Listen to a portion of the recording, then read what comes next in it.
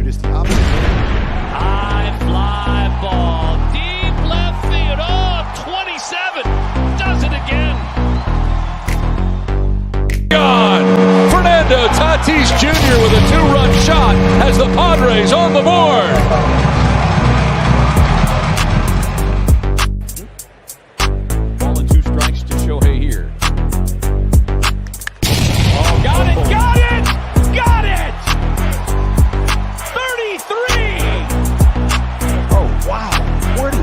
Go. That's his 11th home run. Driven out to deep center field. Going back, Springer turning, looking, see ya! Oh, what a shot by Judge! The Yankees lead 1-0.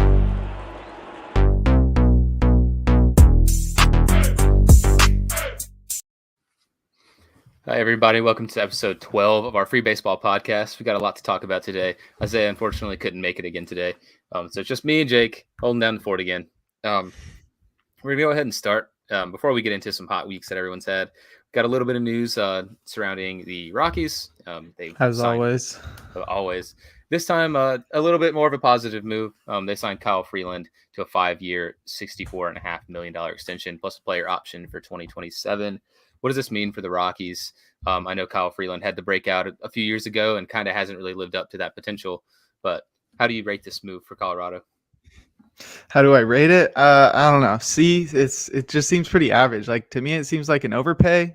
64.5 seems like a lot for a guy that has been, I don't even want to call him like an average pitcher. He seems like he's been like a pretty mediocre pitcher for the last couple of years or so. I know it's hard to come up with good pitching stats when you're a member of the Colorado Rockies, but yeah, I mean, he's a native of Denver. You know, he probably grew up rooting for the Rockies, so it's probably cool for him. He was probably dying to sign some sort of extension, especially because there's probably not many other teams that would be super interested in paying him this amount of money. He's got a player option for 2027 as well, so he could stay there for up to 6 years. So yeah, I don't know what that means for the Rockies. Like, I don't know. Freeland has also dealt with injuries. I know he's been sent down to AAA and stuff. So yeah, I mean, I think there's lots of question marks surrounding this. Like, if Freeland can get back to that, I don't know what season it was, 2018, that he was really good for one season. If he can get back to that form, this will obviously look really good. But I don't know. I guess they like guys that are used to pitching in the thin air of Coors Field, so maybe that's why they wanted to keep him around. But it just seems like they're paying him sort of a lot to stay around. Like, I'm sure they could have had a little more of a discount for a guy that's from Denver. Yeah, I kind of agree with you. I don't think it's a nothing move, because, you know, the Rockies are going to have a hard time regardless convincing starting pitchers to go play in Colorado. So getting one that actually wants to be there, number one, is probably big for them. Because I don't think they'll hold on to German Marquez. Probably same with Sensatella. So keeping Kyle Freeland, at least having someone, is something, more or less. But I mean, he hasn't really been much of anything since 2018. I'm pretty sure it was 2018. That was the year he was really good and shut down the Cubs in the wild card.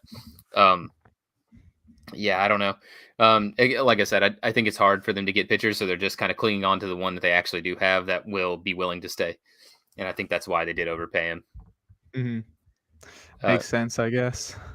Yeah. Still kind of a weird move made by the weirdest, dumbest franchise in professional baseball. Let's talk about some hot weeks that some players have had around the league. We'll go ahead and start it off with one near and dear to your heart. You know, we talked about him a couple podcasts ago. Seattle Mariners first baseman Ty France has been absolutely tearing it up. He's been hitting for a 500 average, scored 7 runs, 3 home runs, 10 RBIs, including a game, 5 hits, 5 for 6. Sorry. And I know you had him as one of your bust candidates this year for it. Why don't you talk about Ty France? So I can quit raking you over the coals. Yeah, he's making me look pretty bad after I had him as my best candidate, like he said, on my fantasy first base preview article from a few weeks ago. It was mostly just because like his StatCast stuff wasn't super impressive, but he's really proving me wrong. I know it's early in the season, so like everything could go downhill from here. You never really know. But yeah, he's looking like one of the best hitters in the league so far. He's sort of looking like he might improve over last year. I think he hit just 18 home runs last year. So if he gets to like 25 home runs while batting like 270 or higher, like that's going to be a really, really good season. And he just seems like such an underrated guy. He has been for his whole career. He was never a highly ranked prospect, even though he was really good in AAA and that kind of stuff. It's just mostly because he doesn't really have like a fielding position. But I feel like that's fine. You know, like if you're going 5 for 6 in a game, you definitely have a good hit tool, and to include a few home runs in his last week as well. He's looking like he is starting off the season as one of the best hitters. So if he makes the All-Star team, I'm definitely going to be regretting my bust pick of Ty France. Yeah, I mean, he's been really, really good for the Mariners so far, who have been kind of up and down to start the year. Julio still hasn't kind of kicked it into gear. But he's going to be a big piece for them, potentially contending at this rate. Moving on to a potential MVP candidate on a hot start, Byron Buxton of the Minnesota Twins, returned from injury and has just never looked back. How are you feeling about Buxton, his potential to stay healthy and his potential to produce at this insanely high level that he has been producing when he actually does get to play? I know we talked about him a couple podcasts ago. Yeah, he's crazy. He didn't really come up as one of the best hitters in the league, but like as he's grown into his body, I guess, or gotten more experience on the field, he's turned into one of the best hitters in all of baseball. He was injured for the last few days before a few days ago when he came back and went 1 for 4. And then in his last 2 starts, he just showed that he's just insane. He went 6 for 9 with 5 runs, 3 dingers, and 7 RBIs. And that was just in 2 games. So he's been going off the last couple of days. And it's going to be hard to count him out of the MVP conversation if he stays healthy. And that's always the question for him. Like, is he going to stay healthy? Is he going to be able to stay on the field and do what he does best, which is mash baseballs, catch everything in sight in center field, and steal a bunch of bases? He's got some of the biggest talent in the whole game. He's one of the most talented players, and it's really fun to watch him play. And so let's hope that he can just stay healthy for the rest of the season, or at least for most of the rest of the season. Yeah, I mean, I personally think he's a perennial MVP candidate if he's actually able to stay on the field. You know, there's the scare with the injury. He kind of was taken off. Everyone thought, you know, oh no, maybe he tore his ACL. He really hurt his knee, something. You know, punch in the dirt after sliding into second. But having him stay on the field is huge, not only for the Minnesota Twins, who are trying to compete in that division, but for all of baseball. I mean, he's an insanely marketable star in a market with now 2 of them. And it's in a smaller market in Minnesota. You need guys like that are really going to bump up those kind of franchises. Byron Buxton's, he's a really great player. He's really exciting, insanely fast, now hitting for a ton of power. Yeah, just hope he can stay healthy the rest of the year. So moving on into a couple of weirder kind of corner case starting pitchers that have been really, really hot to start the season. Former Pittsburgh Pirate Chad Kuhl has gone his last 2 starts, 6 innings in both games, so 12 innings, giving up 6 hits, 1 run, 8 strikeouts, 3 walks, and he's doing that in Colorado. You know, maybe he should have been the guy they gave the huge extension to, based on the back of his 2 starts, because you know the Colorado Rockies are like that. He's been really, really good in a ballpark that doesn't let you do that in an insanely hard division. Is this surprising to you? I mean, it is to me. He was kind of a non-factor last year. Yeah, he doesn't really have the underlying metrics to back up these performances in terms of like called strike plus whiffs percentage and just overall whiffs. But yeah, he's looking pretty solid so far. Both starts were in Coors, just the first one, but the first one was against the Phillies in Coors, and he held them scoreless with only 2 hits and a walk. So that's pretty wild. And then he went to Detroit and held them to just 1 run across 6 innings, like you said. So yeah, pretty impressive. I'm not sure it's going to be able to keep up, but if he can just be like a serviceable or maybe like above league average starting pitcher for the Rockies, that's all they're ever looking for. So that would be pretty good. And so far he's been pretty impressive across the last week. He probably maybe wouldn't have made this list if he only one of his starts qualified for the last week, but the fact that he got his starts in on the 18th and the 24th allowed him to qualify. He had the most points in my fantasy points league across the last week, so that got him an easy mention. But yeah, we'll see if he keeps going forward. He's been pretty cool so far. Oh yeah, and I always like when Rockies starters are able to do well because it's such an anomaly. And it's obviously they're not all getting completely lit up, but he's kind of the antithesis of what's really good in Coors. If you've seen the Foolish Baseball video on it, I mean, low spin fastballs and sliders are really good. And Chad Kuhl's a ground ball pitcher. He's got a really hard sinker that he throws most of the time, and he's just getting outs. Almost a 50% ground ball percentage. I think it's like 48% right now, which is insane. So hopefully he'll be a big piece for the Rockies, having some sort of relevance this year. And moving on to another starting pitcher who has been really, really good to start the season. The Brewers' Eric Lauer has been very, very good in a rotation that seems to just be, so spoiled for choice with who's going to beat you. Why don't you talk about Eric Lauer a little bit?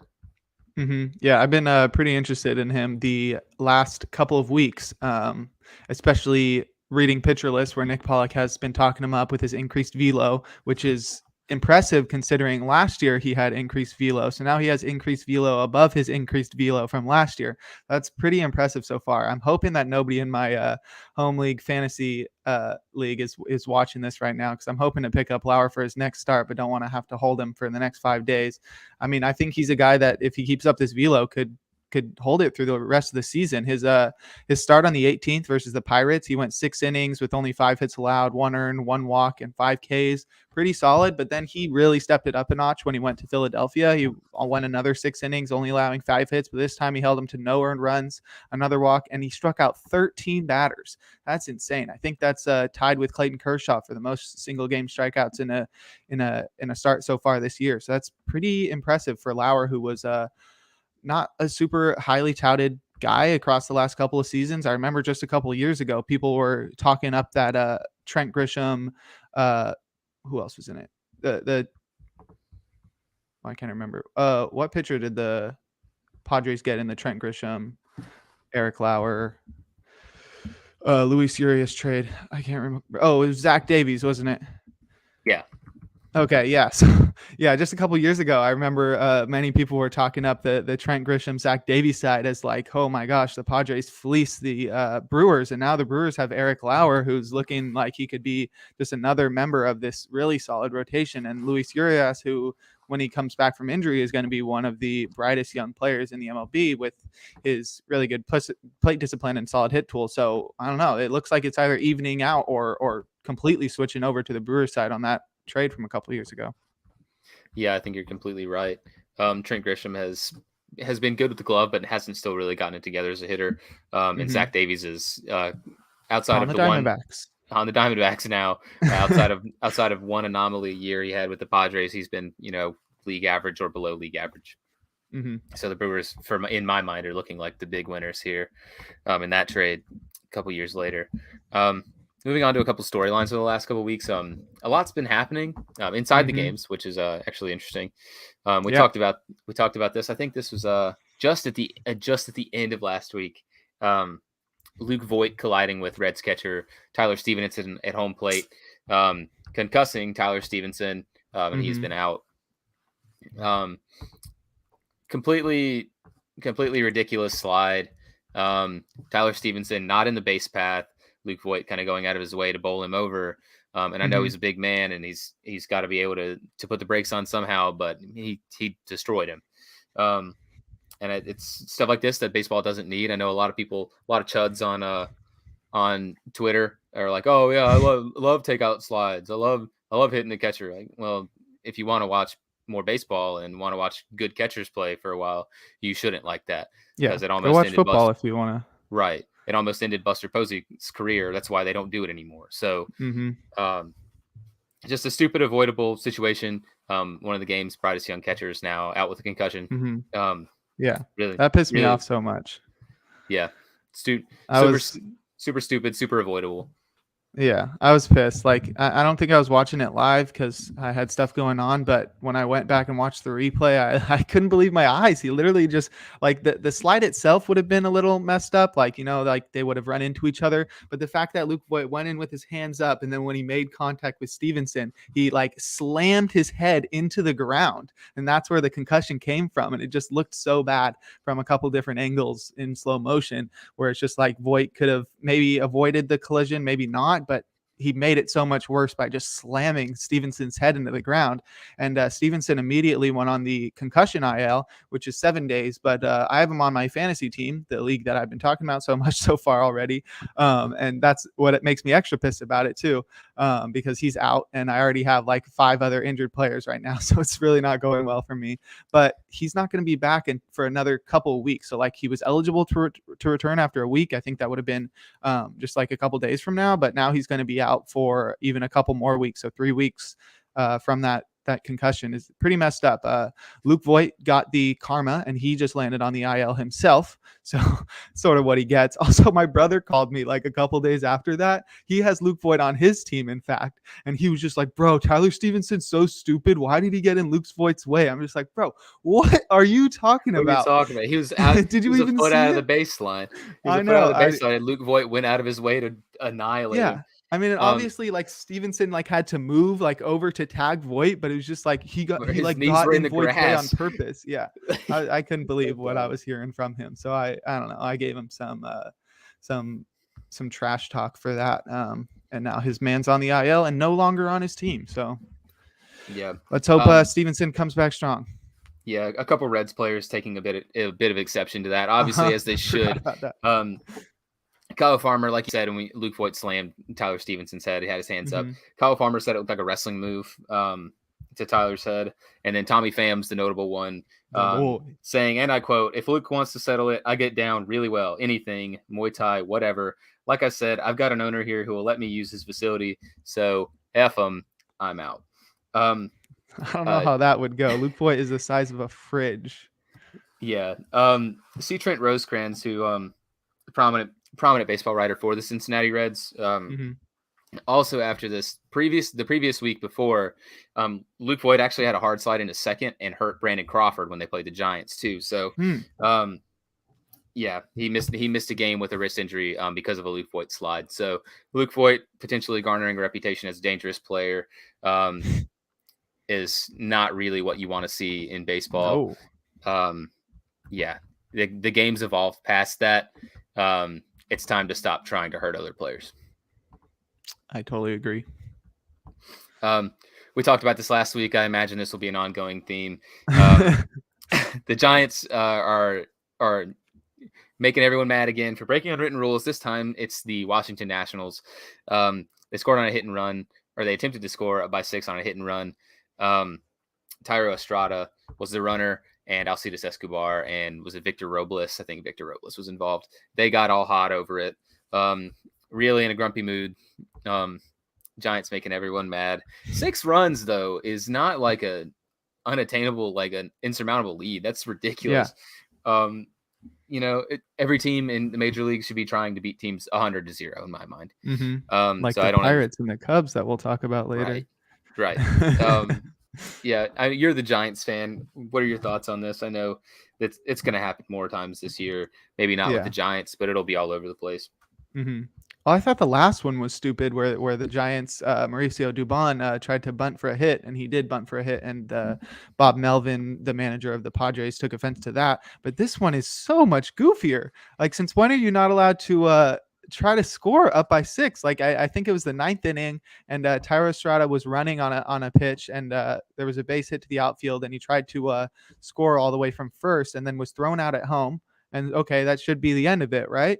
But no, Alcides Escobar and, like you said, Victor Robles took offense to that, and was yelling at him, and I just couldn't understand. Like, 6 runs, first of all, is like nothing. Like, a lot of teams can come back from that in an inning, maybe not easily, but it's definitely possible. And also, like, that is not a blowout. And since when was like trying to score in the 9th inning, like, against the unwritten rules?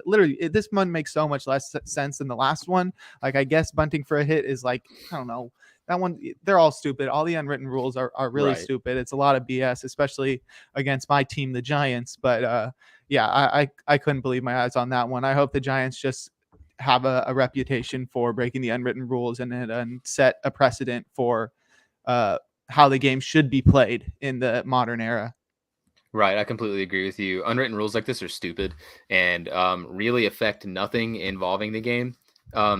Fans buy a ticket to go watch baseball, not watch one team get out to a big lead and then they play station to station the rest of the game, trying not to hurt the other team's feelings. They're grown men. It's a game. And it's a game in the first place. They're all millionaires. They don't really have, well, they're not, but essentially most of them are making solid money to play this game that they love. You should not be getting upset when someone else is enjoying themselves or looking out for themselves. We talked about it last week with Mauricio Dubon. I mean, he's a quadruple A player, maybe, probably a step above it now, but like, I mean, he's playing for his livelihood. It's the same with Thairo Estrada. Like, Yes. I mean, these guys are not Mookie Betts. They're not Bryce Harper. They don't make gajillions of dollars. They're really playing for their livelihood. And they're playing to win. I don't know why 6 runs all of a sudden is not an insurmountable lead in the slightest.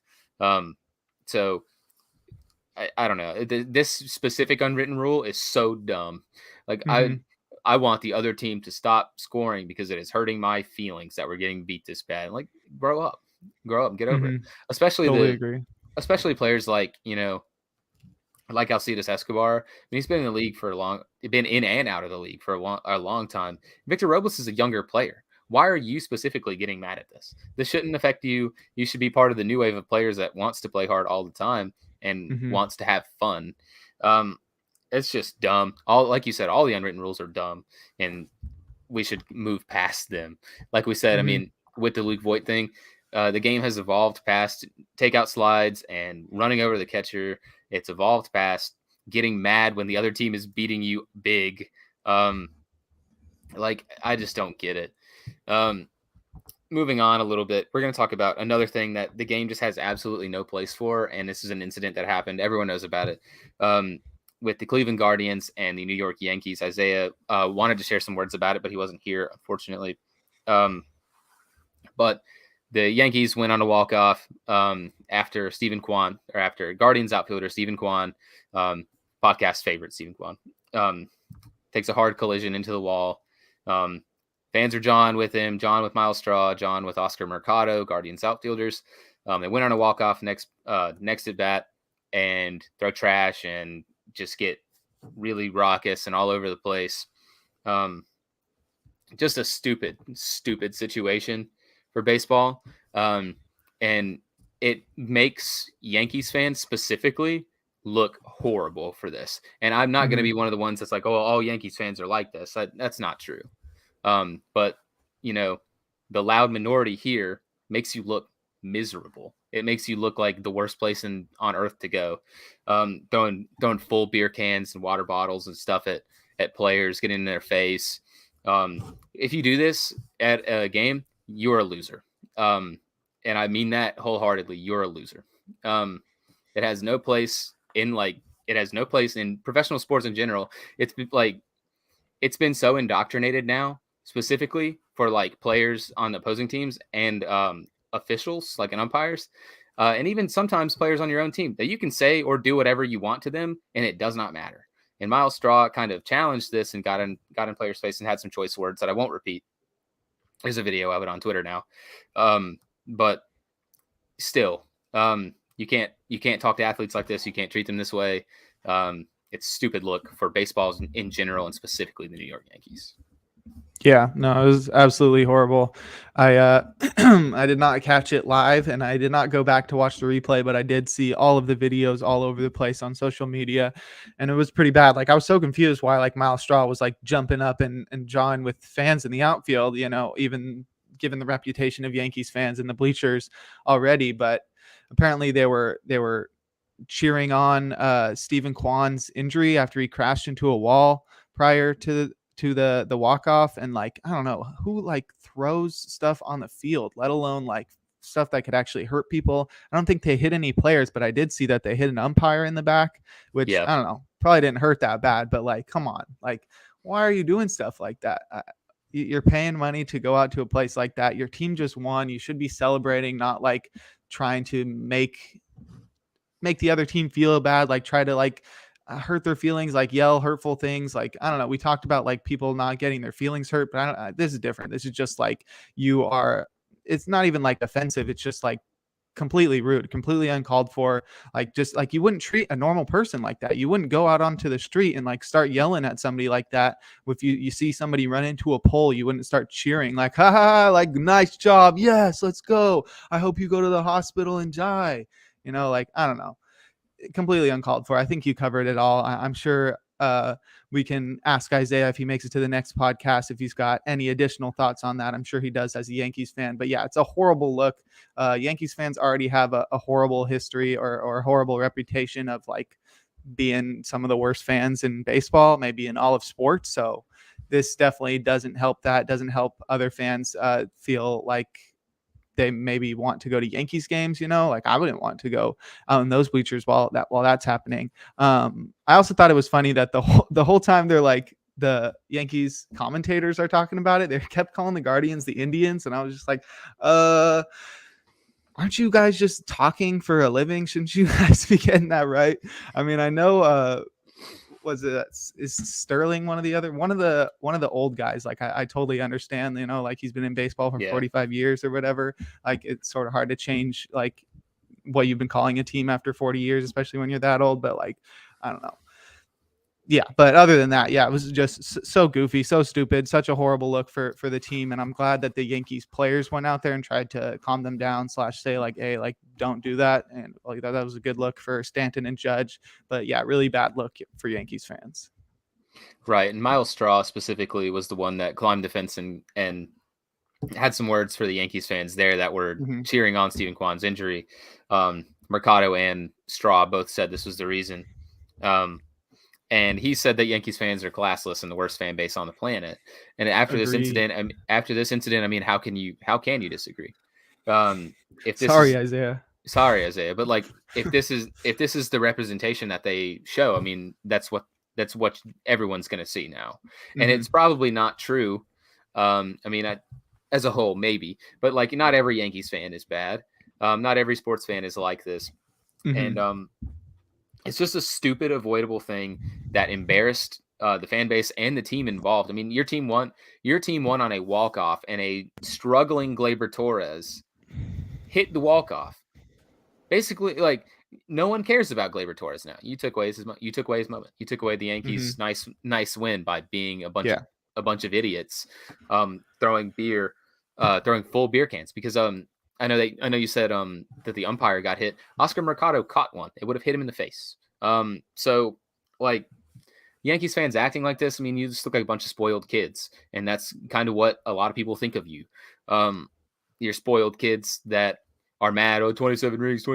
I can act however I want at this baseball stadium. When was the last time they won a ring? Forever ago, and now all those players can go back to their. Now all those fans can go back to their 100 square foot apartment that costs them $5 kajillion a month. Boom, and, roasted. And look at their framed photo of Derek Jeter and think that they were really, really, really, really cool that day. Like, no, bro, you're really a loser for acting like this. You do not throw trash in your own home. Why would you do it in your home stadium? Yeah, it's dumb. Moving on, we'll talk about some actual baseball. And not fans ruining a good baseball game.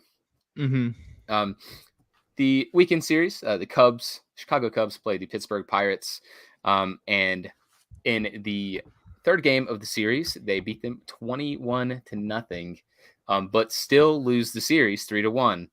I watched a good portion of this series. I didn't watch all of it, but plus 17 run differential is the largest run differential in a 4-game series loss, I believe, ever. So that's insane. Yeah. So the Cubs offense has been really good. Kind of get stifled. Their other 3 games, I believe they outscored them. What did I tell you? It was 29-12. I think they outscored them 29-12 over 4 games and lost the series. So another thing that goes to show baseball is weird. It always will be weird. and Pirates get a big series win over the Chicago Cubs. Yeah, that's insane. I had not watched any of the other games, and I was at work while they were blowing out the Pirates 21-0. But like that 21-0 by itself, that's insane. Just to beat a team by that much. Why are you allowed to do that? And people aren't pissed about the unwritten rules. I'm just kidding, but that's insane. 21-0 is wild. But yeah, how do you then lose the series? How do you like beat a team so bad one day out of 4 games? I mean, that's baseball, Susan. But yeah, I don't know. That was pretty crazy. Plus 17 run differential, like you said, largest in a 4-game series loss. Pretty wild. I don't know what the Cubs were doing wrong the rest of those other 4 games, but I guess the Pirates pitching was on point, which they have very few pitchers that are that good. So I can't believe that there were any real masterful performances on the mound that kept the Cubs in check. But yeah, it looks like that offense comes in and out. It's either boom or bust. But yep, on that one day it was boom, and on the rest of the days it was bust. It's too bad that they lost the series. Good for the Pirates. This might be one of the few series wins that they have throughout the whole season. But yeah, like I said a couple times, that's insane. 21-0 and plus 17. Holy moly, crazy. Yeah. Their offense has been really, really up and down so far this season. Just really, like, they'll have a game where they'll play really well, and they've been competitive in most of the games. They'll have a game where they'll play really well, and then a game where they just can't score any runs. They don't hit a whole lot of home runs. They're a contact-oriented team, led by last week's NL Player of the Week, Seiya Suzuki. But like you said, they're kind of boomer bust. They'll score a lot. Go ahead. Yeah, you go ahead. Oh, I was just going to say, speaking of players of the week, they just got released like 50 minutes ago. I didn't add them to the rundown. You could hit that real quick. Oh yeah. NL Player of the Week is Cody Bellinger, by the way. That was my return to form candidate. My man, Cody Bellinger. He was really, really good last week. 2 doubles, 3 home runs, a triple, 304. Also 304 on base, didn't walk once. Congratulations, Cody. Nice. Walks are for suckers. Seeing the ball well. 7 RBIs. Yeah, we had co-players of the week in the AL with someone who will cover for an extensive amount of time in Miggy Cabrera, notching his 3,000th hit, and somebody that we've already mentioned in Ty France, who logged 13 hits across the week with a 1436 OPS. So yeah, Ty France making me look bad, and Cody Bellinger making you look good, and Miggy recording history. Oh, yeah. And going back a little bit to the Pirates, I mean, you talked about their pitchers. Their closer, David Bednar, has been absolutely ridiculous so far. He's just got the 8 innings, but sporting 13.5 Ks per 9 in those 8 innings. Yet to give up a run, 1.21 FIP, and a 2.35 xFIP. He's just tearing it up for the Pirates. Talked about it before the show. He's got 12 strikeouts in those 8 innings. Just insane. Talked about it before. In the handshake line, fist bumping every Pirates player, and F you Cubs, F you Cubs, F you Cubs. And I'm a Cubs fan. If you haven't watched the rest of our podcasts, but I don't mind that. I mean, it's fun. It's your division rival. You're not supposed to be like, super hunky dory with all your division rivals. Hate them. I don't care. By all means, keep lighting it up. Pretty funny. Keep lighting it up. Give the Pirates something to root for. I want to say he's also a Yinzer himself, which is cool. He is. He is from Pittsburgh, so hometown boy, closing it out for the Pirates. Nice. And moving it on, we're going to talk a little bit about just the league-wide offense. It's been really bad. Numbers you have in the rundown, shockingly low. Yes. And I'll let you talk about it. Sure. Because it's been a weird season. Yeah, it has. 3 days ago, Alex Fast of Pitcher List and of larger baseball fame so far tweeted that this was 3 days ago. So I'm not really sure what the stats are now. I couldn't find them. Maybe if I had done a little more digging. Nonetheless, 3 days ago, he tweeted 56 batters are hitting at or below 200, and the league batting average is 231, which would be the lowest in the history of baseball. So I don't know if this is a product of the cold weather, if this is a product of the new baseballs getting filtered in more often, more consistently. Last year we saw something like this when there were like 4-5 no-hitters in the first couple months of the season. It was absolutely crazy, and that seemed to be a result of the sticky stuff, the banned substance problem around the league. And so I don't know if pitchers are finally finding a way around that, finding new ways to get sticky substances on their hand that are untraceable afterwards at the end of the inning, or if it's just players starting off cold with the delayed start to the season, if it's just the cold weather right now. But yeah, it's not looking too good for the offensive side of the game once again. So I don't know. Ever since we had the big home run season in 2019, the era of the juice ball, things have been going really downhill. We had already seen like a high of strikeouts and stuff. I think the strikeouts are still going down, but the home runs are way down. And that means batting average is way down because batters nowadays are always looking to hit the ball in the air because a home run is the best hit you can get. So many players are still buying into the launch angle revolution that started just a few years ago. But yeah, 231 batting average league wide is really low. It's been around 250 for the last few years or so. And having that many qualified batters under 200, more than 50 batters. I'm not sure what it's at now, but I'm pretty sure it's probably still around the same number.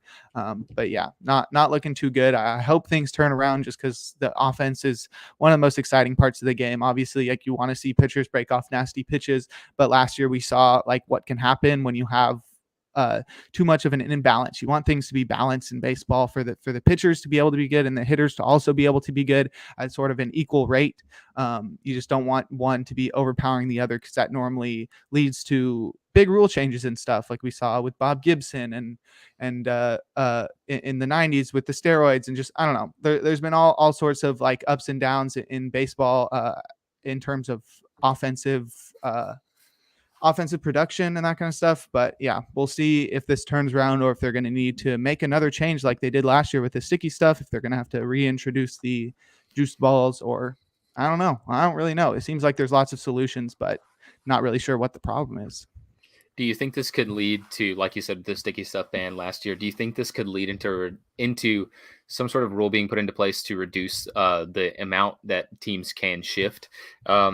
I'm not sure who I saw suggest this on Twitter. I want to say it was Fuzzy. He's an MLB The Show content creator. But, I mean, I think it's possible, seeing just how bad league average offense is right now. The most relevant thing that I could find, I know you mentioned Alex Fast's information there. But the MLB league average stat line right now is a 232 average, 308 on base, and a 676 OPS.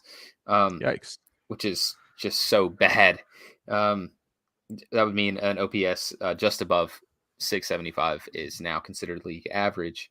And that's just, I don't know. For me, I think it's a tough look for baseball because, you know, everyone wants to see runs. Everyone wants to see players hit home runs. And everyone wants to see big eye-popping offensive numbers. And I don't think the juice ball era is the best solution for that, but I think they need to be doing something. The baseball now is very clearly a little bit too dead. And you could argue some factors too. I mean, it is very early, and it has been cold, and a lot of the teams are still playing in places like Detroit and Chicago, and in like Boston and New York, where it's still not going to be perfect playing conditions. But offense right now is just no good. Yeah. I don't think they can implement banning shifts, unless the players agree to it. I know that they can do it next year. It's just like in the CBA, they made it so that they could implement a rule change in under a year, but I don't think they could do it during the season. I think they can do it during the off season for the next season. So I think that's definitely something that you should be watching out for next year, but I'm not even sure that would like increase offense, like it's just, you're just moving the fielders to some other spots. So then hits that would go through on certain times, like when the hits up the middle get caught, then there'll be hits to where the shortstop and second base should be standing that will get caught. So I don't know. I think it'll all even out. I'm not sure the shift is going to do a whole lot, but yeah, they cannot do that this year. Yeah. The only reason I'm even mentioning it was because that was a huge thing that was mentioned in the new CBA. It was a potential ban of the shift. And a lot of people kind of speaking out against it. Joey Gallo making a couple of jokes. about that prospect. Another ongoing theme of baseball for our lifetimes has been just how bad Angel Hernandez has been. I believe it was last night that had the big Kyle Schwarber blow up ejection in the ninth That was inning. hilarious. Yeah, that's a top quality ejection. But Angel Hernandez, it's the Brewers and the Phillies. He had an 88% accuracy and 88% consistency, which resulted in almost a run, plus 0.77 runs in Milwaukee's favor in a game that they won 1-0. So he almost completely influenced the decision in Milwaukee's favor. And that's according to ump scorecards. I believe that's what I don't know their actual screen name on Twitter. Yeah, it's at ump scorecards. At ump scorecards. Yeah, I mean, Hernandez is just so bad. Everyone knows it. It's an ongoing joke. It's an ongoing meme, but it is it's genuinely becoming kind of an issue in games like this where, especially the fans now clamoring for an electronic strike zone. And I don't think that'll happen. And I'm not sure the logistics behind it. I just don't see it, but it's not a good look. Yeah, no, it's horrible. He's consistently one of the most disliked umpires. I haven't looked into stats, but when you look at the stats from his game last night, they're absolutely horrible. You said 88% accuracy and 88% consistency on his calls. The league average is 94%. So if you're that far under, that's absolutely horrible. I can understand a 92%, or just within the number, but 88% just seems so far away. And he was obviously, I don't know, he's probably calling horrible pitches for both sides, but to influence it that much in such a close game, that's messed up, especially because the call on Schwarber was the final out. Was it the ninth? I think there were two outs. They had one out to go, I think. Oh, okay. I think that was the second out. So that was the second out, and it was 3-2, bottom of the ninth. Oh my gosh, called third strike. That's just absolutely horrible. I saw fans after the game berating him when he was driving out of the ballpark too. It's just absolutely horrible. And it's not like he's always just behind the plate, umpires switch around and stuff, but he makes calls just like that all the time. I saw he gave I don't know what team he was pitching against, but he called Yusei Kikuchi for a balk for licking his hand when he was on the bump, when he was on the rubber, which is against the rules, I guess, but the rule is supposed to prevent pitchers from licking their hands and not wiping it off before they put it on the ball. And Yusei clearly licked his hand and wiped it off, but he had his foot intact with the rubber. So I don't know. He always seems to have moments like that where he wants to make the game about himself, make it about him. The ump show, we had him do dance moves behind the plate earlier in the season too. I don't know. He's just all over the place. I don't know. I feel like umpires, they're definitely not this bad. This might be a bad analogy, but they're sort of like police officers in a way, where it's they can get away with doing such horrible things, and they're not really vetted for their performance and stuff. It's just this guy's been in the majors for a few years. We can't really get him out of there. He has the tenure. We're not going to kick him out. That I know they have a union, so that's probably a big part of it. And I know a lot of umpires get a lot of trash talk for stuff that they don't deserve. It's a really hard job, but Angel Hernandez is consistently the worst umpire, and he loves taking things personally and throwing people out of the game. So yeah, really bad look for Angel last night, but nothing's going to be done about it. Yeah. It's an ongoing thing, and he's just so bad. I don't know. I don't think an electronic strike zone is the answer. I just think that umpires need to be held a little bit more accountable for making calls like this. And I know it's an imperfect job, and I know it's very difficult, but some of the pitches he called as strikes were just ridiculous. They had one, I think it was according to scorecards, where he is it in the breakdown? No, but I know what you're talking about. But he missed a pitch to Gene Segura by almost 6 inches, and he had more almost, than 6 inches, 6.75 inches off the plate, the biggest miss of the season. Almost hit him. He had duck out of the way of a changeup inside, and he called it a strike. And Kyle Schwarber, I mean, good job for Kyle Schwarber. That's a top tier ejection. That's a top tier. Slammed his bat on the ground, threw his helmet, turned around, and just what are you thinking? Yes, Pretty and good. like I Cespedes Family Barbecue on Twitter had like the funniest tweet about it. And they said, "I really think this is the perfect ejection. Number one, he chucked the equipment with force and distance, but crucially in the direction away from the umpire. No violence. Number two, he gets his money's worth, but doesn't stay for too long. Number three, everyone agrees with him. Number four, it happened in a big spot. It was in the ninth inning.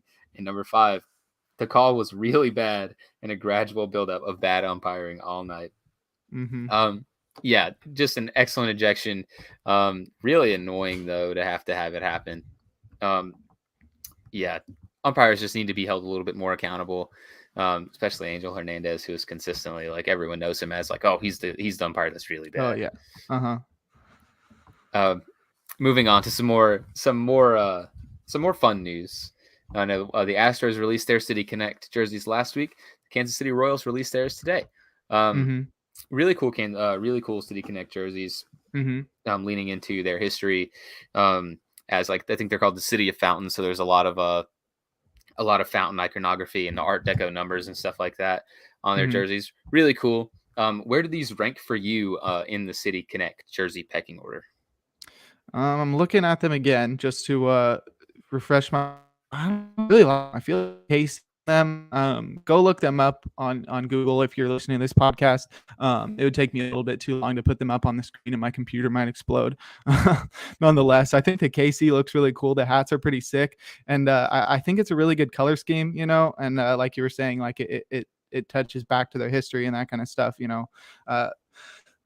I think they're top 3, top 5. I didn't like those Astros ones. I think the pants are really goofy. I think the ones that come out where they like, I think white pants aren't a necessity in baseball, but when you have like dark blue or black pants, they really don't look good, in my opinion. And I thought those Astros ones, I thought the logo was pretty cool, but I didn't think the color was that great for the pants. And I don't know. I think these Royals ones are pretty cool. I think I would have them up there with the Marlins ones and the I can't think of the other ones that I like, but definitely it's up there, top 3, top 5 for sure. Yeah, I like them too. I don't think they're not number 1 for me. That's the Cherry Blossom No. jerseys. Those ones are Okay, the yeah, I like ones. those too. Yeah. The only thing that I wish it had been done with these jerseys instead was a lot of leaning into the history as the Kansas City Monarchs and with the Negro League Hall of Fame. I thought that would have been really cool. Get a little red in there for the Monarchs. Maybe something for the Hall of Fame. But cool jerseys so far. I don't know. They're probably my top 5. I didn't really like the Astros ones. I thought they were kind of goofy. The Diamondbacks have theirs, and they're just like, they look like a weird alternate. I'm not really a fan. I sort of like the Diamondbacks ones, but I think the Marlins and the Nationals ones are clearly top 2. And then I think there's a debate between like some of the other ones. I don't know. A lot of them are like pretty boring. Some of them have like really weird color schemes or have ugly pants or like are too gimmicky. Like the Giants one, I think would be cool if it wasn't so gimmicky. That G is pretty ugly, but I really like the bridges on the sleeves are really cool. But I think the Marlins one and Nationals one are objectively top 2, and then you can have a debate between like the White Sox and the Cubs and the D-backs and now this new Royals one. But some of the other ones are clearly bottom tier. Like the Dodgers ones might be the worst one, and not just because I'm a Giants fan. Yeah. Hot take. I actually don't like the Marlins City Connect jerseys. Really? Yeah, I don't really like them. There's kind of, I don't know. They don't resonate with me personally. I thought they were so sick because they're so different than their other jerseys. I really like the Cherry Blossom ones. I actually love the Royals ones. I'm wearing the Royals hat today. I almost wore my brother's Little League Royals hat, but it was too gross. There's some good ones. There's some bad ones. Actually, I'm a big fan of the Boston one. Really? Yeah, I don't like the color on that one. Yeah, but it actually, like you said with the Marlins one, it has a meaning. Yeah, I guess like different strokes for different folks. I love yellow too. Yellow's sweet. So yeah, I don't know. There's some stinkers with the City Connect jerseys. I don't think this Royals one is one of them. It's pretty nice. Now Bobby Witt Jr. can go tear it up in them. And the biggest news of the day we're going to talk about now, also from the AL Central, future Hall of Famer Miguel Cabrera notched number 3,000. He got his 3,000th hit. Miggy, after the Yankees were wieners and intentionally walked him in the 9th when he had a chance to do it several days earlier. Finally gets it. He's such a special player, and getting to see it happen. I know we'll talk about it in a little bit too. I think it's going to be a while before we see another big milestone like this, and he's he's going to be the last of a real baseball, renaissance. The early thousands and late 90s, of course, with the Marlins. One of the greatest hitters that's played in the last 50 years, if not 100 years. He's one of the greatest baseball players of all time. And seeing him, he got number 500, 500th home run last year, 3,000 hits now. Just super cool to see. Love Miggy. Yeah, he's one of the best hitters of all time. I think it's really clear. Like you rarely have a guy that's that good with in the average department, in the power department, and with the consistency to be able to do that for his whole career and land on the 3,000 hits and 500 home run club. He's one of 7 players to land in both of those, with A-Rod, Rafael Palmeiro, Hank Aaron, Willie Mays, Albert Pujols, and Eddie Murray. Eddie Murray was definitely the most surprising on that list. I didn't know he was that. I know he was really good and a Hall of Famer, but I didn't know he was that amazing. It's pretty hard to do that from switch hitting, but we're talking about Miguel Cabrera. So yeah, that was pretty amazing of him. Like you said, we might not see a 3,000 hitter for quite some time. Like we just got Albert Pujols. That was last year, right? I'm not sure if he got his 3,000 hit last year. I think it was the year before. Yeah. Well, Pujols got his 3,000th hit pretty recently. We had Ichiro as well. A-Rod was pretty recent as well, and Derek Jeter. But before that, we hadn't seen that many for a long time. It was like Craig Biggio. We had like Cal Ripken. I don't know. A lot of guys were like early 2000s, but I saw a video on Twitter where it was just like every 3,000th hit that was recorded on video.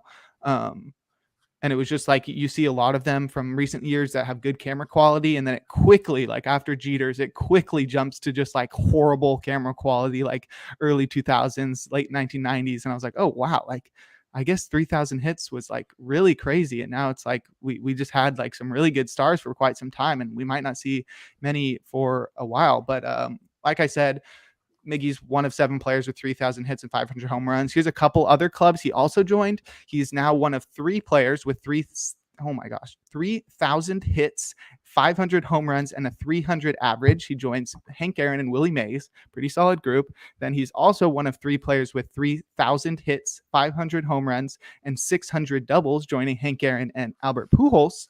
And then he's one of 4 with 3,000 hits, 500 dingers, and 2 MVP awards, joining Willie Mays, Albert Pujols, and A-Rod. You know, a lot of these guys are going to be on that that first list I mentioned. And he's one of only 2 players with 3,000 hits, 500 dingers, and multiple batting and home run titles, joining Hank Aaron. And lastly, he is the only player of all time with 3,000 hits, 500 home runs, and a triple crown, which he did in 2011. I think so. But yeah, just amazing hitter, one of the greatest of all time. To be able to 3,000 hits, 500 home runs, and to do that triple crown season where he beat out Mike Trout for the MVP award. Just incredible career so far from Miggy. Let's hope he keeps adding on to it over the next couple of years and goes out with a bang. Yeah. 2012 was the triple crown year. Oh, okay. But like you said, I mean, only player at 3,000 hits, 500 home runs, and a triple crown. Just a special player. Everyone loves Miggy too. There's no one out there that hates Miggy. If they do, they're just some sort of lizard person, not a human. Super cool to see. And like I said too, and there's an article on MLB.com called "Next Up for 3,000." It was written by Mandy Randawa, talking about this is probably going to be the last major milestone we see from hitters. Last major thing like that, 3,000 hits, 500 home runs, 600 home runs, anything of the sort. And he chronicled the players with the best chance to reach the 3,000 hit threshold. There's a couple players listed here. Really quick, I just want to ask you of your opinion. Who do you think is the best the active player with the best chance to reach 3,000 hits before their career is all said and done? I think it's clearly Jose Altuve.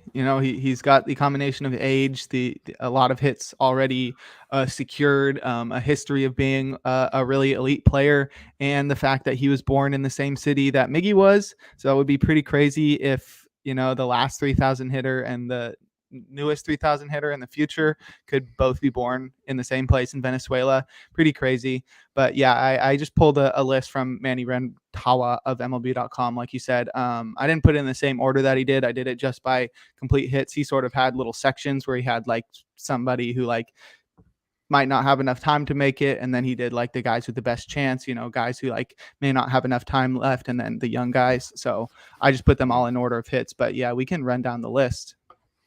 Yeah. What about you? Who do you think has the best chance?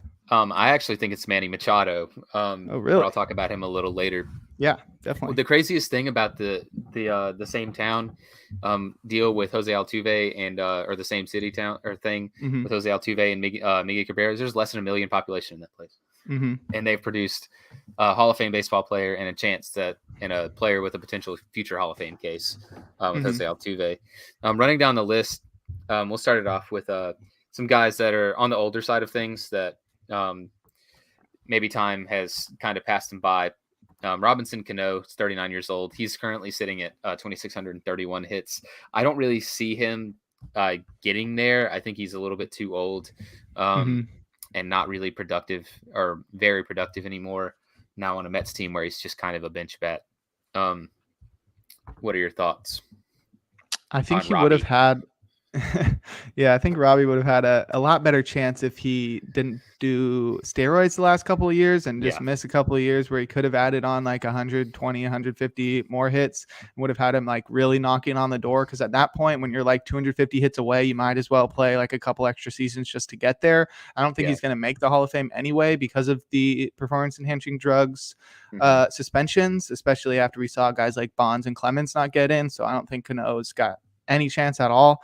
It would be cool to see him get there. I mean, he's definitely more likable than some of the guys like Bauer and Ozuna and guys like that are like wife beaters. I think a lot of guys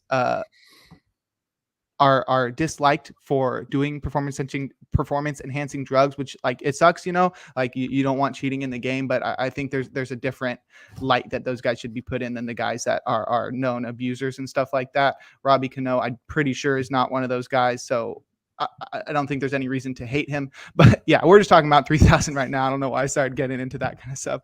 Nonetheless, he's 2,631 hits. Like you said, he's got a ways to go. It would probably take him a few more seasons at least. So I'm not sure he gets there. Yeah, I completely agree with you. I just don't see him getting there. I mean, like I said earlier, he's a bench bat now on a Mets team. I just don't think he's going to get the at-bats, and it's kind of his own fault because he threw away so much time with those suspensions. Just stupid. Really stupid on his part because he could have been there, and I don't know. Just kind of on the downturn in his career. He's hitting well. He was hitting well in 2020, but the steroids thing kind of caught up to him, and now he's like hitting 200 and getting on basic like a 250 clip. I mean, he's just not very productive anymore. The second guy that I think that was on the list that I also think is just a little bit past it to get there is Elvis Andrews. He's sitting at 1,875 hits. He's 33 years old, and I just think, for me personally, he's too far on the downswing, and he's still like. He's a serviceable player, but he's not a very good player anymore. The average has kind of ticked down in the last few years, hits the same thing. For me, he just doesn't have a chance because of the time frame and just how quickly the bat's kind of decelerated for him. Yeah, he was one of those players that came up super young, and then so like by the time he was 27, like halfway through his career, it looked like, oh shoot, like he's at like 1,400 hits. Like if he keeps this up, he could actually have a chance, and it would be one of those players where sort of in the Nick Markakis vein, where it's like, oh shoot, wait, this guy who's like maybe like a one-time, two-time all-star, has never really been like a super well-known player, just like is chugging along, just knocking out 150 hits every season for a while. Just do that for like 12, 15 seasons and you can just get there. And I like, okay, well, like the big debate around guys like that is like, dang, well, like if they do reach 3,000 hits and don't have like a Hall of Fame worthy career, like do they get into the Hall of Fame, since 3,000 has always been like the benchmark, guaranteed Hall of Fame? Yeah, exactly. So I don't know. That would be pretty crazy. Elvis Andrews would have to turn it around. He's had a couple slow years. He definitely have to get back to what he was doing in his years with the Rangers. But yeah, like you said, he's 33 years old. I think he's running out of time to get there. He's going to need like 1,125 more hits, and that sounds like something that maybe he could do in 10 more years. But I don't see teams employing him until he's 43.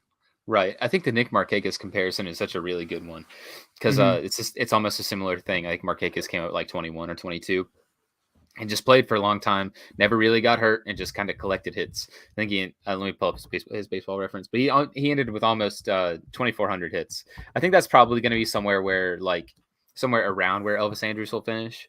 He'll probably play until like his late 30s, but he'll be in kind of the Robinson Cano boat. He'll be like a bench shortstop that'll get an at bat, every couple of days, or we'll get a game every couple of days. Excuse me. But yeah, for me, I think like Robinson Cano, time's just kind of passed him by. We talked a little bit about Jose Altuve. I think he's one of the top players that has a chance. He's 31. He's sitting at just a shade under 1,800 career hits, 1,783. I think he does have a good chance to get a great contact tool. Doesn't really get hurt, which is a big deal. And he plays on a good team. Just really solid player. I think he's got as good a chance as any to get there. He looked like he was. Go ahead. Well, I was gonna say you said he was your pick. Well, you can go ahead and talk about. Yeah, he looked like he was on pace just a few years ago to like break the all-time hits record. He was on pace to break Pete Rose's record just because he was like knocking out 200 hits for like a few straight seasons, and it was honestly really impressive. But he slowed down the last couple of years. Like you said, he doesn't really get injured, but he hasn't been as durable as he was at the beginning of his career, where he was playing over 150 games every year, and now he's not really. I don't think he's reached 150 games for the last couple of years. Yeah, obviously he can't in 2020, but last year he did not. So like dealing with a couple knick-knack injuries, he's not the same hitter he used to be. He doesn't bat 300 anymore, bats around 280, which is still really good. Even if he's knocking out 150 hits for the next 10 years until he's 41, he'll get there. So he just has to stay semi-durable, has to just keep knocking out singles. Hopefully he gets there. It would really be interesting to see how he does in the Hall of Fame if he does get there or gets close because of the whole Astros sign stealing, buzzer gate, all that kind of stuff. But yeah, I mean, I think he's clearly he's clearly still on the path. I think he's got a good chance if he can stay on the field. Yeah. Next up on the list is Freddie Freeman, and I think he's in kind of the same boat as Jose Altuve, just a shade under Altuve there, but also a year older. He's 32 and he's got 1,722 hits for his career. Now the Los Angeles Dodgers new star. For me, I think he could get close, but I don't think he'll get quite to 3,000. I think he'd probably rest somewhere around like 27 to 2,800 and just be short, just because, I mean, he's 32 now. But he's a little bit more he's more durable than Jose Altuve. I mean, last year he played 159 games. There's been 2 years where he's played 162 games in his career. He's been pretty durable his career. Just the hit tool needs to keep up, and we need to see how he ages. Plus, he's now at the DH, it's not as much of a big deal, but he's he's a pure hitter. He's not like a big power guy at first base. So I think he's got a good chance too. Really, really good player. Yeah, I'm not sure he gets there. He would really have to keep up the pace that he's been at, but I think he's a Hall of Famer no matter what. If he has a couple more good seasons, he's been one of the best hitters for a really long time. It sucks that he's on the Dodgers now, but I think he's got a really good chance at getting there, and one of the best chances in baseball for sure. Yeah. Moving on to another NL West first baseman that's on this list, Eric Hosmer. And I think me and you can both agree. No. So do we need to go any further on Eric Hosmer? He's just not very good, doesn't play every day. He's not going to get there. Yeah, it was just all the durability, and like he had a few good seasons early on in his career. He started off his career pretty young. He's at 1,648 hits, 1,650. So he'd really have to go off, and he's already 32. So he's sort of not super old, but he's obviously running out of time. Probably won't get 10 more years in the league to like keep knocking out 130 hits or so. But yeah, probably will not be getting there, especially if he continues to be a below average hitter. Yeah. Next up on the list is the one that I spoke about. It's Manny Machado. He's sitting at 1,445 hits, and that's a little bit lower than a lot of the players ahead of him, but he's also still just 29. He signed this mega deal with the Padres, so he's going to be around a while. My thing with Manny Machado is Manny Machado from this list is, for my money, right up there with Freddie Freeman as the most durable player on this list. He also provides you insane value with his glove, so he will be playing. I mean, he's 29 now. He's still playing third baseman at third base at an elite level. He's got an amazing glove, and that just is something that doesn't completely go away as you get older. And very quietly, Manny Machado has had some really, really solid years hitting.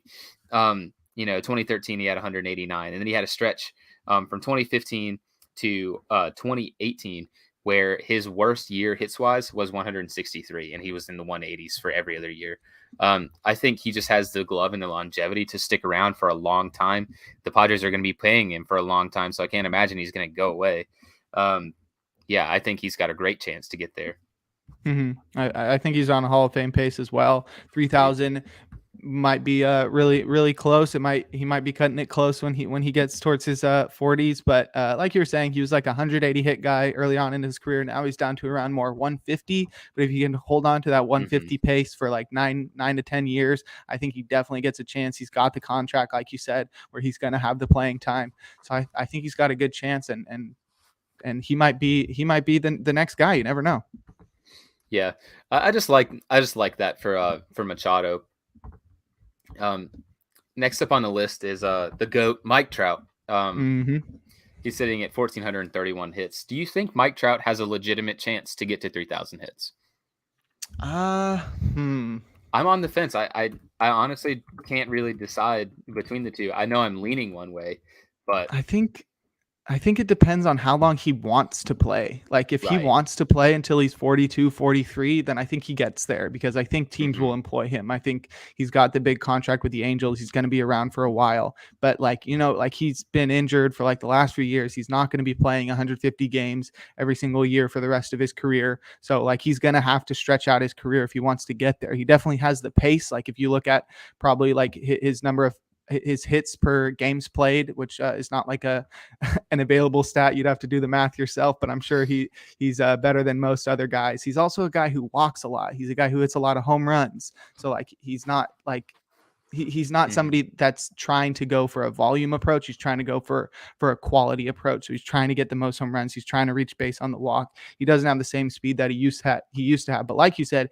he's the GOAT. He's going to get as many opportunities as he wants to knock that many hits out. But yeah, he's going to need to play for like a good 12, 13 more years if he wants to get there.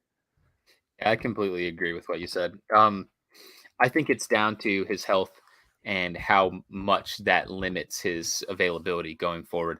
Like you said, I think he'll be able to play baseball as long as he wants to play baseball. I mean, his eye is incredible. He walks a ton, hits a bunch of home runs, and his defense is kind of waned a little bit. But I mean, he can play left, or later on in his career, he can just be a DH. So I think he's got a good chance if he does play like the majority of the games the rest of his career, and he just decides like, oh well, I'm gonna play until I'm like 44, like and then because he'll probably still be productive at 44. He's a freak. Yeah, I think that's gonna be the big if for Mike Trout. Moving on to Nolan Arenado. I don't know how I feel about Arenado here. He's sitting right at 1,377 hits, but he's 31. I think he's kind of in the same boat with Machado, as he's obviously an elite defender at third base. But for me, he's never kind of struck me as a huge contact guy until looking at his baseball reference page, and you see like, oh, well, he got 182 hits, 187 hits, 175, 185. Like, that's pretty good for your stretch. Yeah, that was playing in Coors where it's like BABIP is super inflated. So that probably helped him on the pace-wise early on in his career. And now he's in the St. Louis where the stadium isn't really too inducive to knocking out base hits. That was actually really showed last year where he had a good year. But he hit 255, which was his lowest average in a long time, from the 2020 shortened season, the lowest in his career. But he only really got 150 hits, 151. Yeah, so I don't know. I'd be out on Arenado right now. Just the age, the park he plays in. I don't know. Not super big on Arenado getting there. If it was all about drive, I think he gets there because he just seems like one of the most motivated guys to like be the best player he can be. Not that other players aren't motivated, but he just like is so openly like, I want to be the best player I can possibly be. So if he's like a guy that wants to play well into his 40s and gets the opportunities, then I think he could really push himself to get there. But you never know. He'd sort of have to change the type of hitter that he is because he's sort of been like a fly ball type guy. He doesn't strike out a lot, but he's been a guy that tries to get the ball in the air, tries to get the most out of his home runs. He doesn't really have like amazing StatCast metrics and stuff. So he'd sort of have to change into a more like Steven Kwan-esque approach of just like blooping balls into the outfield. And I'm not sure that's something he would want to do. But yeah, I think I agree with you. I don't think he's going to get there. Yeah. Next up on the list is Bryce Harper, former phenom Bryce Harper, reigning MVP. Do you think he gets to 300 hits? Yeah, he's already got there. Do you think he gets to 3,000 hits? He's sitting a shade under 1,300 right now, 1,287.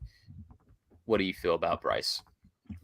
I think he gets there. Like he's been really durable throughout his career. Like we were talking about Nolan Arenado, he seems like one of the most driven players. Maybe not like always like super open about like, oh, I'm trying to get better this year. I'm trying to like hit 50 home runs or whatever. But he just seems like a guy that loves baseball. Like it just seems like this has been his whole life. I mean, I don't know. Maybe he's been in the spotlight for so long that he wants to just like go out once his contract's done, go out on a high note. But he seems like the type of guy that's like, oh shoot, I can't walk away from baseball, sort of in like the Pujols vein, where it's like you've been in the major league since you were 19. You've been playing baseball like that's your whole life, that's all you've ever known. Harper just got the huge contract from the Phillies and he should be around until he's like 40, so like he will have the opportunities. He's still only 29 as well. He's younger than Trout. He's younger than Arenado. He's the same age as Machado, even though he's still a couple hundred hits behind him. But I think he's got the drive. I think he's got the love of baseball, and I think he does get there, honestly. Yeah, I'm kind of in the same boat. This is another one I flip-flopped on. Bryce Harper, everyone thinks, he just hits a bunch of home runs, which is true. He does hit a bunch of home runs, but he's just been a really good line drive hitter as well. And he's going to be around for a while. He's been really durable.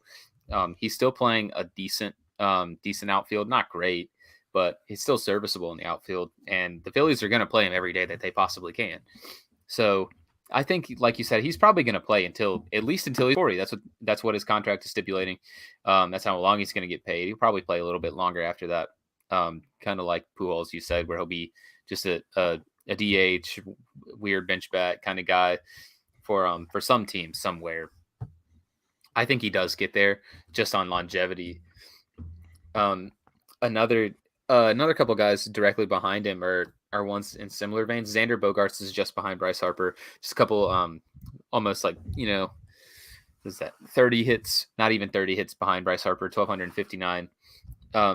Do you think Xander gets there? I'm kind of out on Xander Bogaerts getting there personally. He seemed like he's not like the same level of player as Andrews and Markakis was, where he's like he is a perennial all-star, but he was one of those guys that came up really young and like just was knocking out hits for a while, and he looked like he was on pace, but he sort of slowed down the last couple of years. I think that 2020 season is what's making it look like so many guys are not going to make it, because that was basically like a whole season where like guys didn't have the opportunity to play at all, play a full season. So yeah, that's pretty messed up. But I think Bogaerts had a much better chance before that 2020 season. Maybe he'll be able to make up for it, but I don't know. I don't think he's gonna get there. Yeah, for me, we talked about like longevity and like what some of these other guys provide, like Arenado with his defense and Machado with his defense, Bryce Harper with his on base percentage. It's like Xander Bogaerts for me, like he's like a net negative defender. At short, he's a miserable defender. He's gotten a little bit better, but he's still not good. On base percentage has always been like good, but not great compared to what his average is. I think he's just going to be a guy kind of like Andrews and kind of like, well, maybe not Cano. Cano was on pace until he decided to be more on. But like Bogaerts, I think is going to be a guy that will get close, but probably not quite there, like a Markakis, like an Andrews, probably in the 2,500-ish hits range.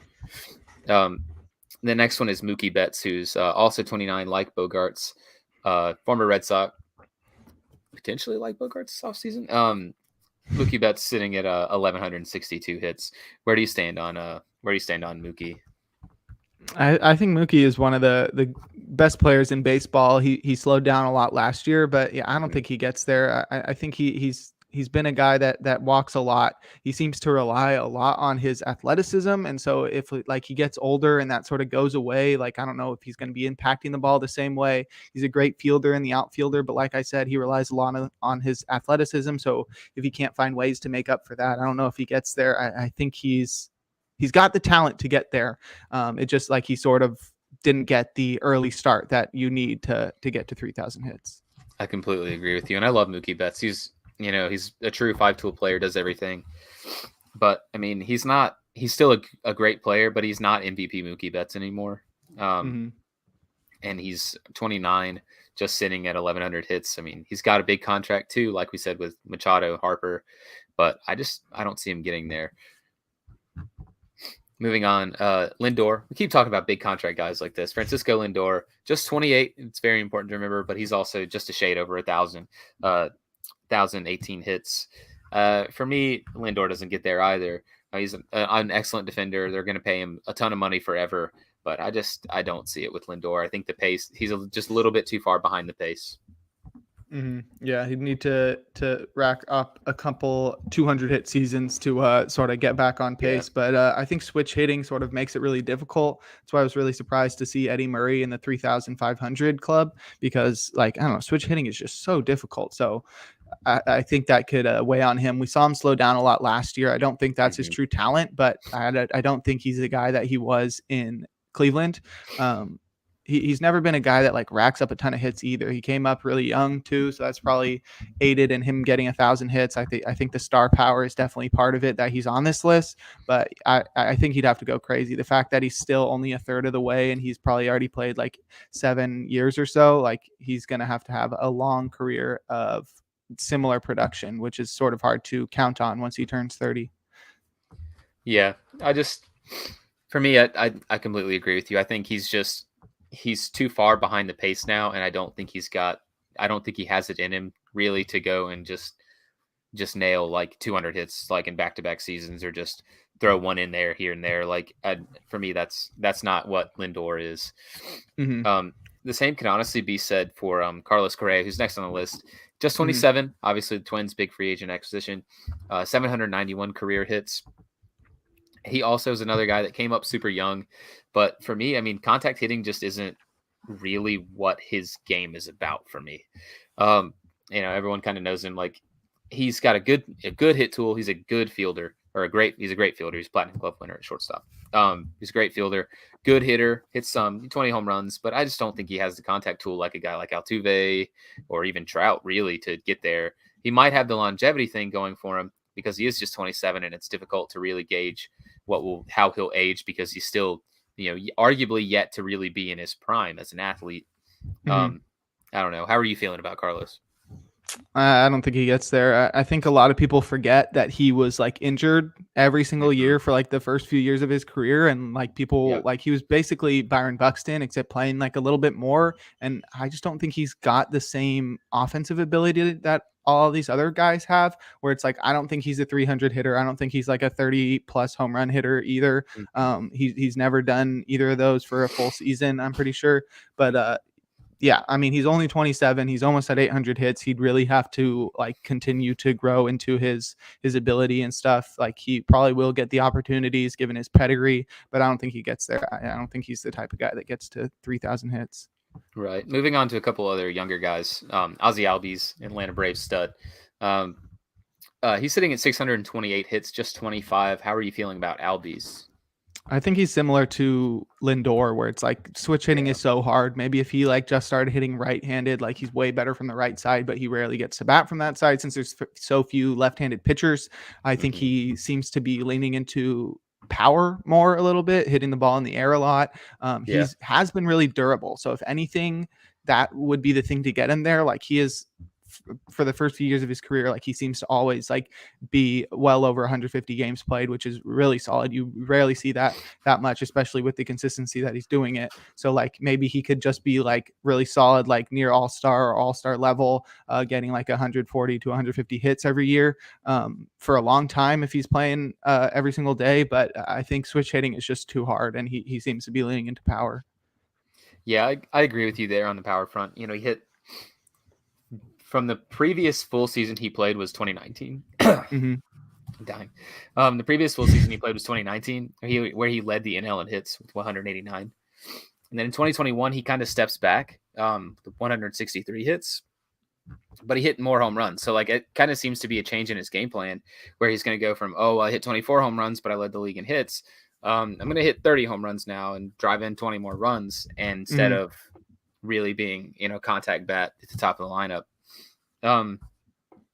Yeah, for me, I just think he's another guy, like you said, like Lindor. I don't think he gets there. And I think he's going to be a great player and really productive his whole career. But for me, switch hitting, and like you said, he normally hits lefty when he's obviously much better as a righty. I think he kind of needs to ditch it and instead just be a righty if he really wants to get there. But I think it helps his team a lot to have that switch hitting capability.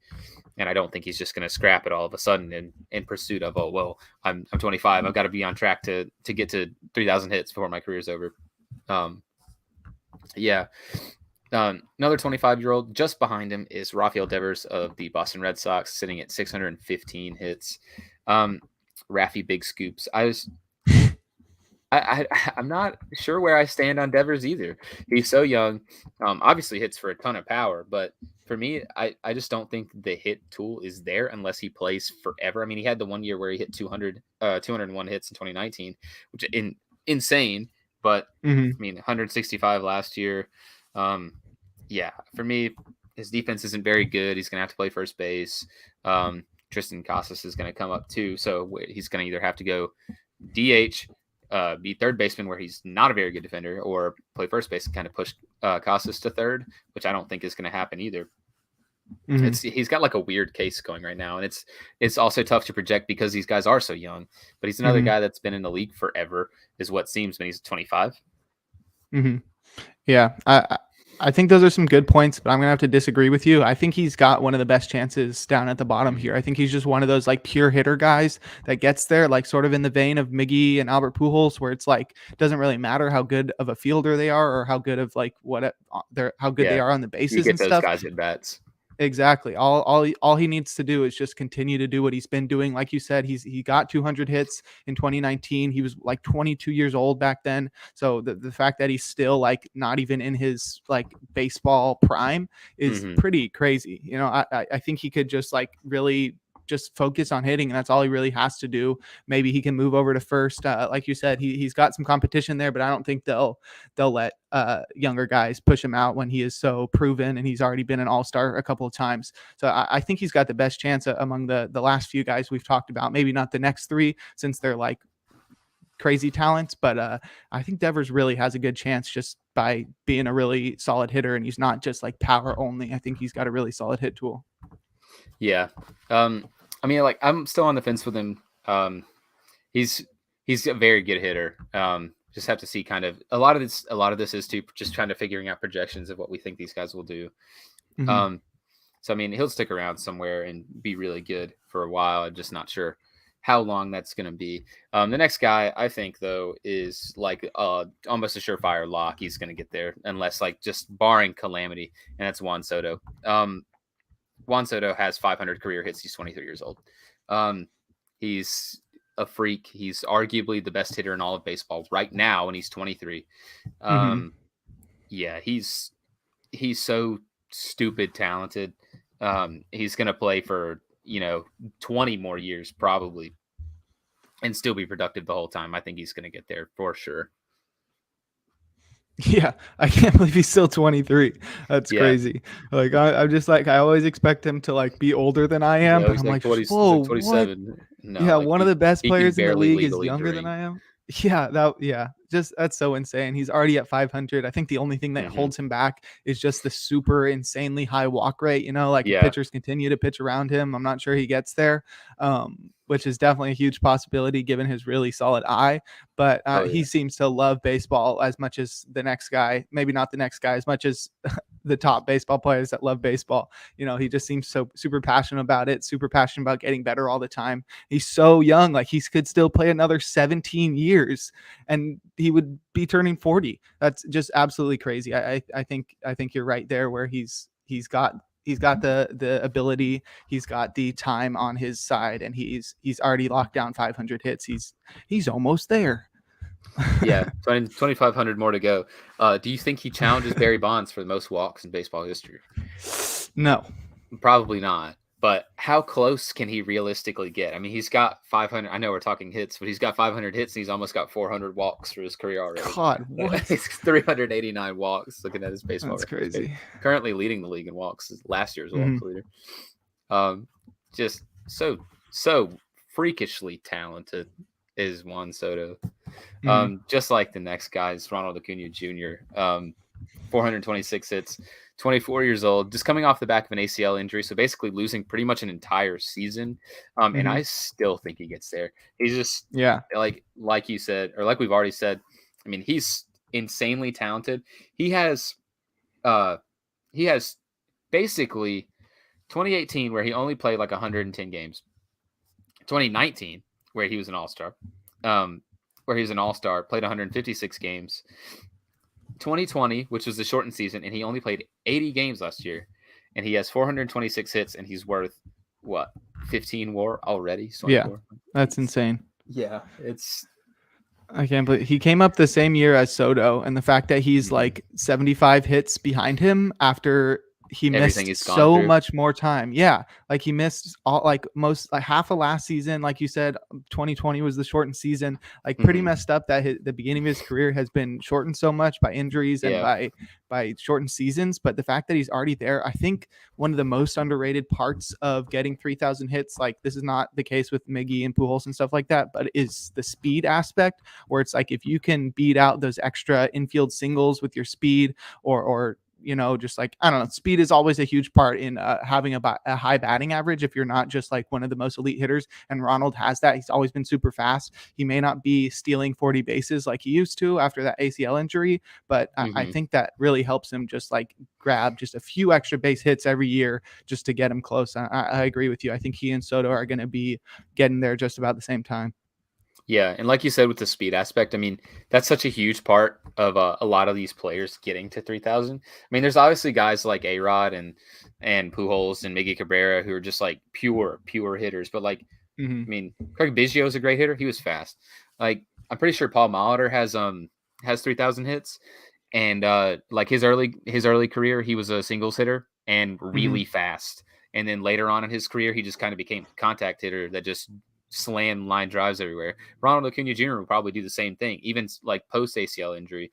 But didn't he score this past week? He scored from first on an infield single, like in his AAA rehab assignment. Oh gosh, he's still insanely fast. As he ages and it declines, he's probably still going to be an insanely productive hitter, hitting a million home runs and just getting on base, getting just hits in general. He's 24. He really hasn't played that many games, and he's already to 426. He's just a complete freak, and the future of baseball is in great hands with him, Soto, and this next guy we'll talk about, and that's Vladdy Guerrero Jr., Vladito. His dad didn't get there. Do you think he has a chance to get to 3,000 hits? I think he is like the closest thing we have to Miggy. Like it's not just like the body size too, like they looked like he sort of got the same body shape that Miggy has, where he's a little chunkier, but that sort of lets him impact the ball a lot harder than other guys can. And he's already shown the hit tool. Like he can bat well over 300. He's super young. He was second in MVP voting behind maybe the greatest season of all time last year with 48 dingers and more than well over 300 batting average. So if he can keep that up for the rest of his career and he's on the right pace, like he could just keep getting better. I think he's like the closest that we have to Miggy, where he's just like a pure pure, just amazing world talent hitter. And he's super young, 23. He's the same age as Soto. I think he's got a really good chance. And he also seems to love playing baseball. Oh, yeah, I completely agree with you. I mean, this year he's already got 20 hits in 16 games. He hits for a ton of power, so he's going to be valuable later in his career. Not the best fielder, but, I mean, like you said with Devers and like you talked with Miguel Cabrera too, I mean, guys like that, you just find at bats for. So Vlad Guerrero Jr. is going to play first base or DH for the Blue Jays probably, until we're in our mid to late 40s, which is weird to say. Anyway, Yes. But, like, yeah, he's just a guy that's gonna be around for a while and gonna be hitting for a while. It's like I remember everyone kind of thought he was like a huge bust when he didn't immediately come up and produce like at this crazy number. But then since then, I mean, he's kind of shut everyone up. He's just so good. I think he does get there. I think he's gonna play for a long, long time. Yeah. Well, let's hope that breakdown of all those possible 3,000 hitters is enough for the people watching. That was super long.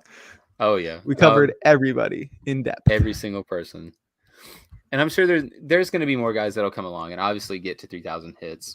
But, like, trying to gauge these accolades is so cool. And it makes it, like, the speculation itself makes this accomplishment so much, like, more special in my mind. Just because – not everyone is going to be to get to 3,000 hits or 500 home runs or have these crazy accomplishments that like these baseball players are capable of. And baseball's got such a steep tradition, such a steep history, with guys like Pete Rose and Ichiro and all these guys on that list that joining it's insanely special. And it's going to be a while, like we said. And like this article also says that you should definitely read it at MLB.com. But like it's going to be a while before we see it happen.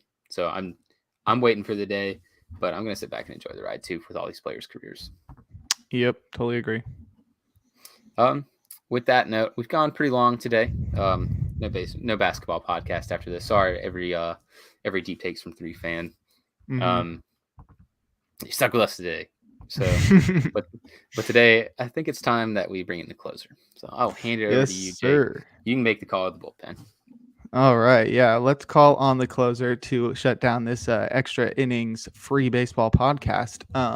We're bringing in a special one today, one that I hadn't considered really up until I was looking at the top saves leaders all time today. It was Tom Gordon, who is the father of current major leaguers D. Gordon and Nick Gordon.